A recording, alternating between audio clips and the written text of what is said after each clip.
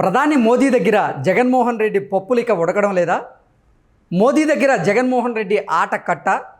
Modi reverse అటాక్తో Jaganmohan Reddy mind blank అయిందా అంటే అవుననే సమాధానం ఇస్తున్నారు కొంతమంది రాజకీయ విశ్లేషకులు.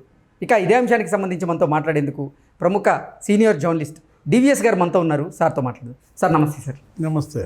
సార్, ప్రధాని మోదీ దగ్గర జగన్మోహన్ రెడ్డి పప్పులిక ఉడకడం లేదని, మోదీ దగ్గర జగన్మోహన్ రెడ్డి ఆట కట్టని, మోదీ గారి రివర్స్ అటాక్తో జగన్మోహన్ రెడ్డి మైండ్ బ్లాంక్ అయింది అంటూ కూడా సోషల్ మీడియాలో కొన్ని వార్తలు వస్తూ ఉన్నాయి. ఏంటి సార్ ఆ వార్తల సారాంశం ఏంటి? జగన్మోహన్ రెడ్డి ఢిల్లీ పర్యటన ఈరోజు ప్రధాని నరేంద్ర మోడీతో సమావేశం ఏమాత్రం కూడా సానుకూలంగా లేదని, ఆయన బయటకు వచ్చేటప్పుడు ముఖం మార్చుకుని బయటకు వచ్చాడని మనం మీడియాలో చూస్తున్నాం. ఏంటంటే ఇప్పుడు నిన్న మాజీ ముఖ్యమంత్రి చంద్రబాబు అమిత్ షాతో నడ్డాతో సమావేశం, వాళ్ళు పొత్తు ఏది తెలుగుదేశం జనసేన పొత్తులో బీజేపీ కూడా వచ్చేస్తోంది. చంద్రబాబుని వాళ్ళు పిలిపించుకున్నారు. ఎవరు? అమిత్ షా ఫోన్ చేసి పిలిస్తేనే ఈయన ఢిల్లీ వెళ్ళారు. ఎవరు పిలవకుండానే జగన్మోహన్ రెడ్డి అసెంబ్లీ వదిలేసి వెళ్ళిపోయారు. బెల్లు కొట్టేసాడు, అసెంబ్లీ ఇక లేదు, ఇక వెళ్ళిపోండి అని చెప్పేసి హుటాహుటిన. అంటే ఏంటి? ఒక కంగారు కలవరం. చంద్రబాబు అమిత్ షా నడ్డా భేటీతో పొత్తు కుదిరేసరికి ఇక తనకు అన్ని దారులు మూసుకుపోయాయి. అలా జగన్మోహన్ రెడ్డి కూడా బంద్ అయిపోయాడు. ఓకే. ఎట్లా? కేంద్రం నీకు ఆక్సిజన్, ఇన్నాళ్ళు ఈయన బయట ఉన్నాడంటే ఇన్ని కేసుల్లో నుంచి మరి 3081 వాయిదాలకు వెళ్లకుండా ఆగాడంటే అటు ముఖ్యమంత్రి అధికార పీఠం యొక్క మహిమ, మరో ప్రధాని మోడీ యొక్క ఆశీస్సులతో ఇదంతా కూడా ఈయన బయట నడవటం జరిగింది. మోడీ తెచ్చిన బిల్లులన్నీ ఈయన ఆమోదించారు. ఏంటి? నీకు పౌర స్మృతి సవరణ బిల్లు కానీ, లేకపోతే 356 ఆర్టికల్ బిల్లు కానీ, జమ్మూ కాశ్మీర్ రాష్ట్ర విభజన బిల్లు కానీ, వ్యవసాయ చట్టాలు నీకు తెలుసు కదా, 3 చట్టాలు. వాళ్ళు ఏ బిల్లు తెస్తే ఆ బిల్లు 22 మంది వైసీపీ ఎంపీలు, 9 మంది రాజ్యసభ, 31 మంది గంపగుత్తగా ఆమోదించారు కదా. నేను మీరు చెప్పిన పనులన్నీ చేశాను, నా గుండె జిల్లిస్తే మీరే కనపడేదని మోడీ ఫోటో చూపించాడు ఇవాళ. ఏది? అక్కడికి వెళ్ళి ఆంజనేయ స్వామి కనుక ఇట్లా చీల్చుకుంటే రామలక్ష్మణులు కనపడ్డట్టుగా వెళ్ళి చూపిస్తే మోడీ నవ్వాడు అనమాట. ఆ నవ్వు వెనక అర్థం ఈయనకు అర్థం కాల, జుట్టు వీకును బయటకు వచ్చాడు. ఇప్పుడు బీజేపీ కావచ్చు, మోడీ కావచ్చు, ఏంటి వాళ్ళ ఉద్దేశం? ఎవరు గెలిస్తే వాళ్ళ వైపు. ఇవాళ జగన్మోహన్ రెడ్డి ఓడిపోతున్నాడు కాబట్టి మరి అతని వైపు ఉంటారా? గెలుపు గుర్రాలే ప్రాధాన్యత. తెలుగుదేశం జనసేన ప్రభంజనం కనపడుతున్నప్పుడు రేపొద్దున వాళ్ళు ఒక 25-20 ఎంపీలతో వాళ్ళు వస్తే మరి వాళ్ళు బీజేపీకి మొగ్గు చూపాలి. మోడీ ప్రభుత్వాన్ని బలపరచాలి కాబట్టే ఎన్డీఏలోకి వాళ్ళని ఆహ్వానించారు. అమిత్ షా కబురు చేశాడు, మనం చూసాం. ఈయన కంగారు పడి కలవరపడి ఈయన వెళ్ళిపోయాడు. తన ఆక్సిజన్ ఎక్కడ కట్ అవుతుంది? నువ్వు ఇక్కడ చంద్రబాబు వ్యూహాన్ని నువ్వు తక్కువ అంచనా వేస్తున్నావు. ఏ బలంతో జగన్మోహన్ రెడ్డి ఇవాళ 45 ఏళ్ల తెలుగుదేశం పార్టీని టార్గెట్ చేయగలిగాడు? ఏ బలంతో జగన్మోహన్ రెడ్డి పవన్ కళ్యాణ్కి నరకం చూపిస్తున్నాడు? చూసావు కదా, చంద్రబాబునే జైల్లో పెట్టారు. 53 రోజులు నీకు జైలు చూపించారు. ఆయన్ని పలకరించడానికి పవన్ కళ్యాణ్ వస్తుంటే నువ్వు రాష్ట్రంలో అడుగు పెడతానికే వీల్లేదన్నారు. అడ్డంగా పడుకున్నాడు అప్పుడు రోడ్డుకు అడ్డంగా. ఇలాంటి పరిస్థితులు ఈయనకి ఎలా వచ్చాయి? ఎవరు ఈయన వెనక ఉంది? కేంద్రం యొక్క సహకారం చూసుకునే ఇతని కళ్ళు నెత్తికెక్కువనే ఉద్దేశంతో ఆక్సిజన్ కట్ చేయించారు.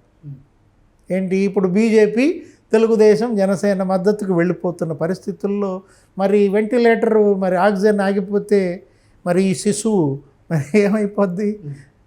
ఇంకా మృత కళేబరం అయిపోతుంది కదా. అది ఇవాళ జగన్మోహన్ రెడ్డి పరిస్థితి. అందుకే లబలబలాడుతా అసెంబ్లీ బెల్లు కొట్టేసి వెళ్ళిపోయాడు. వెళ్ళి అక్కడ నరేంద్ర మోడీ కాళ్ళు గడ్డాలు పట్టుకుని బతిమలాడినట్టు. ఆయన ఏంటి? ఇంకా నా చేతుల్లో కూడా ఏమీ లేదు, మా పార్టీ అధ్యక్షుల ఇష్టం. జేపీ నడ్డా, మాజీ అధ్యక్షుడు అమిత్ షా నిర్ణయం తీసుకున్నప్పుడు మరి నేను ఆమోదించక తప్పదు. నా సహకారం, నా ఆశీస్సులు నీకు ఉంటాయి. నా పార్టీ సహకారం, నా ఆశీస్సులు వేరు. ఏదో అంటారు చూసావా, కృష్ణ పరమాత్మ రాయబారం లాగా దుర్యోధనుడు అర్జునుడు వెళ్తే కృష్ణుడు ఎలా చేశాడో అలా మనం అనుకోవాలి. ఇప్పుడు జగన్మోహన్ రెడ్డి స్వయం కృతాపరాధాలు కనపడుతున్నాయి, అతని వైఫల్యాలు వెన్నాడుతున్నాయి. 5 ఏళ్ల విలువైన కాలాన్ని దుర్వినియోగం చేసుకున్నాడు. ఎవరు చేతులారా చేసుకున్నాడు. పోలవరం కట్టుంటే ఇవాళ ఈ పరిస్థితి వచ్చేదా?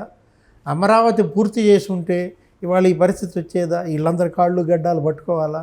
ఢిల్లీకి వెళ్ళి నువ్వు అడగాల్సిన పరిస్థితి ఏర్పడుద్దా? నీ చెల్లి షర్మిలకు న్యాయం చేసి ఉంటే ఈ పరిస్థితి వచ్చేదా? ఇప్పుడు నీ చెల్లే నీ మీద తిరగబడింది. గల్లీ గల్లీ తిరిగి మా అన్న ఇలాంటి వెన్నుపోటుదారుడు అని చెప్తోంది. నాకు అన్యాయం చేసింది మా అన్నయ్య అని చెప్పి చెప్తోంది కదా. నాకే కాదు, రాష్ట్రానికి అన్యాయం చేశాడు, ప్రజలకు అన్యాయం చేశాడు. ఏది ప్రత్యేక హోదా ఏదని అడుగుతోంది. హోదా కోసం దీక్ష చేశావు కదా జగనన్న, ఇప్పుడు చేద్దాంరా ఇద్దరం అని చెప్పి మొన్న ఢిల్లీ పిలిచింది. ఎక్కడ షర్మిల నరేంద్ర మోడీని బోడీ అంటుంది, మోడీని కేడీ అంటుంది. మా అన్న ఒక కేడీ, నువ్వు ఒక కేడీ అంది కదా. తాడేపల్లి కేడీ, ఢిల్లీ కేడీ. వెళ్ళి క్షమాపణ అడిగాడా మోడీని? వాళ్ళు వెళ్ళి మా చెల్లి తిట్టిన తిట్లకి నాకు సంబంధం లేదండి, మా చెల్లి మీద కంటు పెట్టుకుని మళ్ళీ నన్ను జైల్లో ఎంచబాకండి అని అడగటానికి వెళ్ళాడా?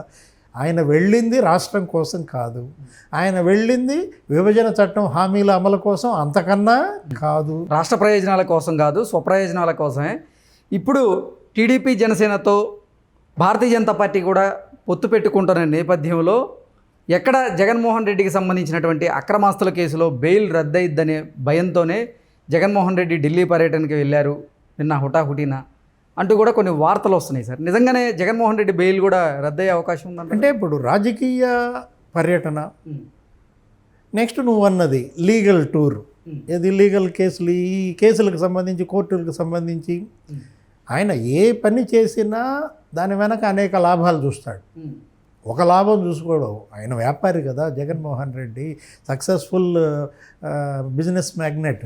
మనం చూసాం 10 రూపాయల షేరు అసలు కంపెనీ పెట్టకుండానే 1440కి అమ్మాడంటే ఏ విధంగా ఒక రూపాయి పెట్టుబడి లేకుండా మరి 4000 కోట్ల మరి మీడియా సామ్రాజ్యం ఆయనకి ఎట్లా వచ్చింది?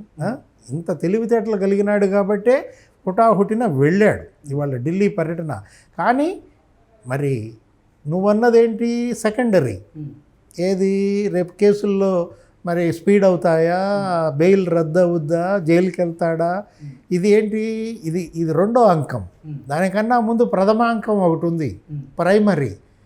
ఏంటది? 70 రోజుల్లోనే ఎన్నికల గండం. ఓకే, ముందు ఈ గండం గట్టెక్కాలి. రేపటి గండం నుండి ఒక్కసారికి నన్ను రక్షించండి మహాప్రభు అంటూ వీడుకునే అవకాశం, ఎన్నికల గండం నుంచి నన్ను గట్టెక్కించండి. ఇన్ని ఏళ్ళు, 5 ఏళ్ళు ఆ కేసుల గండం నుంచి ఎటు కాపాడుతూ వచ్చారు, దానికి థ్యాంక్స్ చెప్తూ ఇప్పుడు రేపు నాకు ఓటమి ఎదురవుతుంది. 100 రోజుల ముందే మా శ్రేణులంతా కూడా ఓటమి ఫీవర్ వచ్చేసింది. ఒకవైపు నా చెల్లి, మరోవైపు పవన్ కళ్యాణ్, అసలు పైన ఉరుములేని పిడుగులాగా లోకేష్, ఇక చంద్రబాబు నీకు దుమారంలాగా చుట్టేస్తున్నాడు. కాబట్టి మీరు నాకు అండగా రావాలి, నన్ను ఈ గండం నుంచి ఒడ్డున పడేయండి. నేను ఈ 5 ఏళ్లలో ఏ విధంగా అయితే బిల్లులన్నీ ఆమోదించానో రేపు రాబోయే నా ఎంపీలు కూడా ఇదే సహకారం మీకు ఇస్తాం అని గుండె జీల్చుకున్నాడు. ఏమవుద్ది? గుండె జీల్చుకుంటే మాత్రం పని జరుగుద్దా? వాళ్ళు ఆల్రెడీ డిసైడెడ్. ఏంటి? తెలుగుదేశంతో వెళ్ళాలనుకుంటున్నారు. గెలుపు గుర్రాలే కావాలన్నావు కదా, ఓడే గుర్రం ఎవరైనా ఎక్కుతారా? అదేదో చెబుతారు కదా సార్ పెద్దోళ్ళు సామెత, కడుపు చీల్చుకుంటే కాలం ఏం పడిందని. ఇప్పుడు అంతే పడింది అనమాట. ఇప్పుడు కాళ్ళ మీద పడింది. ఆ పని ఆయన ఛాంబర్లో నుంచి బయటకు వచ్చాడు, కాళ్ళ మీద పడ్డదాన్ని మళ్ళీ ఎత్తుకుని కడుపులో పెట్టుకుని తాడేపల్లి వస్తున్నాడు. ఓకే.